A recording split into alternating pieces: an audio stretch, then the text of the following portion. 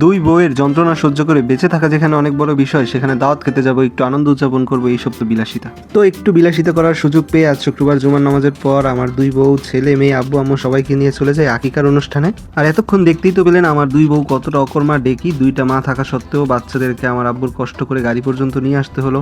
এখন বলতে পারেন আপনিও তো পারতেন বাচ্চাদেরকে একটু ধরতে, এত বকবক না করে বা ক্যামেরাটা একটু অফ করে। আসলে কিছু করার নেই, আমাদের বাচ্চারা দাদা দাদিকে পেলে দুনিয়ার আর কাউকে চিনে না।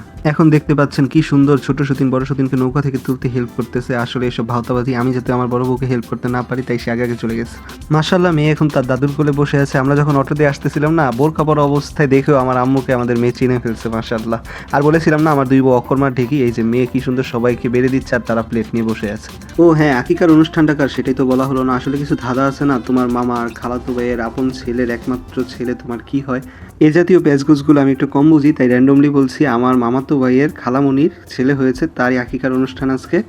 বাচ্চাটার মাশাআল্লাহ ভাগ্য ভালো, 7 দিনের দিনে আকিকা হয়ে গিয়েছে। আমাদের আকিকা তো আমার মা দিয়েছে বড়বেলায়, কিন্তু তার নাতি নাতনিটা আবার 7 দিনের দিনে দিয়ে দিয়েছে। তখন তো আমরা ব্লগ করতাম না, তাই সেই মুহূর্তগুলো আপনারা মিস করে গিয়েছেন। কিন্তু ভবিষ্যতে এই 200 দিনের সংসারের প্রতিদিনের সুন্দর মুহূর্তগুলো মিস করতে না চাইলে এখনই আমাদের শেয়ার ফ্যামিলি ফান চ্যানেলটা সাবস্ক্রাইব করে ফেলুন। ভিডিও করতে করতে আমি ঠিকমতো খেতেই পারলাম না, এদিকে আমার দুই বউ এত কিছু খাওয়ার পর এখন আবার তাদের ছোলা বুট খেতে হবে, কি যে জ্বালায়। যাই হোক, আজকের ব্লগটা এই পর্যন্তই। আল্লাহ হাফেজ।